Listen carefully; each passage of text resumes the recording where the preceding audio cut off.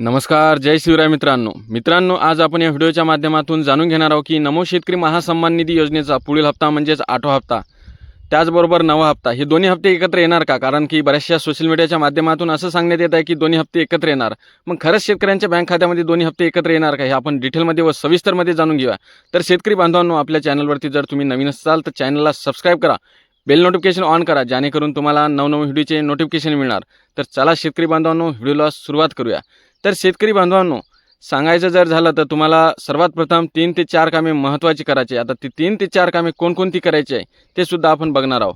आणि हा हप्ता कोणत्या तारखेला येणार ते सुद्धा बघणार आहोत. तर तारीख जाहीर झालेली आहे. तर चला बघूया कोणती महत्त्वाची कामे करायची आहे. तर सर्वात प्रथम तुम्हाला लँड रेकॉर्ड येस आहे का ते बघायचं आहे. आता बऱ्याचशा सोशल मीडियाच्या माध्यमातून हेच कामे सांगण्यात येत आहे, परंतु आपण काही तुम्हाला वेगळ्या पद्धतीने सांगणार, तर व्हिडिओला कुठे स्किप नका करू. तर शेतकरी बांधवांनो, आता लँड रेकॉर्ड म्हणजे काय? तर लँड रेकॉर्ड म्हणजे तुमच्या नावाने जमीन नाही, ते जर नो असेल तर, येस असेल तर तुमच्या नावाने जमीन आहे. तर आता हे कुठं बघायचं? तर सर्वात प्रथम तुम्हाला क्रोमवरती जायचं आहे आणि क्रोमवरती गेल्याच्या नंतर तुम्हाला तिथं टाकायचं आहे PM किसान गव्हर्नमेंट इन किंवा PM किसान टाकलं तरी चालेल. आणि ते टाकल्याच्या नंतर तुम्हाला पहिलीच जो साईट आहे त्या साईटवरती क्लिक करायचं आहे आणि तिथं क्लिक केल्याच्या नंतर तुम्हाला तिथे 8 ऑप्शन पाहायला मिळेल, परंतु आपल्याला बेनिफिशरी स्टेटस या ऑप्शनवरती क्लिक करायचं आहे. आणि या ऑप्शनवरती क्लिक केल्याच्या नंतर तुम्हाला तिथं तुमचा आधार कार्ड नंबर किंवा तुम्ही तुमचा जो व्हेरीफाय नंबर असेल PM किसानला किंवा नमो शेतकरीला ते सुद्धा टाकू शकता. तर ते टाकल्याच्या नंतर तुम्हाला खाली काही कॅप्चर वगैरे टाकायला येणार आणि ते कॅप्चर टाकल्याच्या नंतर सबमिट करायचं. आणि सबमिट केल्याच्या नंतर तुम्हाला किती हप्ते एकूण मिळाले आणि तुम्हाला तिथं तुमची माहिती पाहायला मिळेल. आणि तिथं तुम्हाला लँड रेकॉर्ड, आधार सीडिंग आणि KYC हे 3 ऑप्शन पाहायला मिळेल. तर त्या 3 ऑप्शनमधून तुम्हाला सर्वात प्रथम जो बघायचा आहे तो म्हणजे लँड रेकॉर्ड. आता ज्या शेतकऱ्यांचं लँड रेकॉर्ड येस असेल त्यांना कोणतीही कामे करायची गरज नाही, परंतु ज्या शेतकऱ्यांचं लँड रेकॉर्ड नो असेल त्यांना लवकरात लवकर कृषी सहाय्यकाकडे जाऊन हे महत्त्वपूर्ण कामे करायचे आहे. आणि तिथे गेल्याच्यानंतर तुम्हाला PM किसान गव्हर्नमेंटचा एक डेस्क पाहायला मिळेल. तिथे गेल्याच्यानंतर तिथं सांगायचं आहे की सर आमचं लँड रेकॉर्ड नो आहे, तर आम्हाला येस करायचं आहे. तिथं तुमचं येस करून मिळेल. त्याचबरोबर दुसरं म्हणजे तुम्हाला आधार सीडिंग. आता बरेचसे जे शेतकरी आधार सीडिंग करतात तर ते कसं करतात, डायरेक्ट आधार नेतात आणि बँकला देतात. तर तसं नाही करायचं. सर्वात प्रथम तुम्हाला जो तुमचा मोबाईल नंबर आहे ते आधार कार्डला व्हेरीफाय करायचा आहे.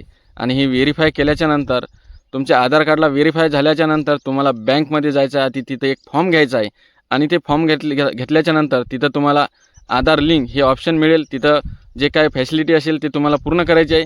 आणि ते पूर्ण केल्याच्या नंतर तिथं तुम्हाला तुमच्या आधार कार्डची झेरॉक्स आणि ते फॉर्म हा बँकेला द्यायचा आहे. त्यानंतर 14 दिवसाच्या आत तुमचं आधार सीडिंग पूर्णता होईल.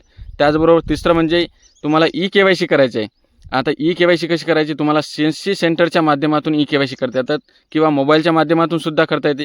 तर तुम्ही सर्वात प्रथम CSC सेंटरला जावे आणि तिथं करून घ्यावी KYC. त्याचबरोबर चौथं म्हणजे ज्या शेतकऱ्यांकडे फार्मर ID नसेल त्यांनी लवकरात लवकर फार्मर ID काढणे गरजेचे आहे. कारण की ज्या शेतकऱ्यांकडे फार्मर ID नसेल त्यांना दोन्हीही हप्ते मिळणार नाही, म्हणजे नमो शेतकरीचे सुद्धा हप्ता मिळणार नाही आणि PM किसानचा सुद्धा हप्ता मिळणार नाही. तर शेतकरी बांधवांनो, हे काही महत्त्वपूर्ण कामे होते. त्याचबरोबर 30 लाखाहून अधिक शेतकरी वगळण्यात आलेले आहे. आता ते कोणकोणते वगळण्यात आलेले आहे त्या संदर्भात आपण पुढील व्हिडिओ नक्कीच बनवूया. परंतु शेतकरी बांधवांनो, आता बऱ्याचशा शेतकऱ्यांच्या मनामध्ये जो प्रश्न पडलेला आहे तो म्हणजे नमो शेतकरीचे हप्ते 2 येणार का 1 येणार? तर आता बघायचं जर झालं तर 7 महिने पूर्णता झालेले आहे नमो शेतकरीच्या हप्त्याला आणि अद्याप बी कोणत्या शेतकऱ्यांना हप्ता मिळालेला नाही. तर शेतकरी बांधवांनो, येणाऱ्या 24 फेब्रुवारीच्या नंतर म्हणजे 24 ते 30 या तारखेच्या नंतर तुम्हाला नमो शेतकरीचे 2 हप्ते मिळणार आहे. म्हणजे शेतकऱ्यांना एकूण 4,000 रुपये त्यांच्या बँक खात्यामध्ये येणार आहे.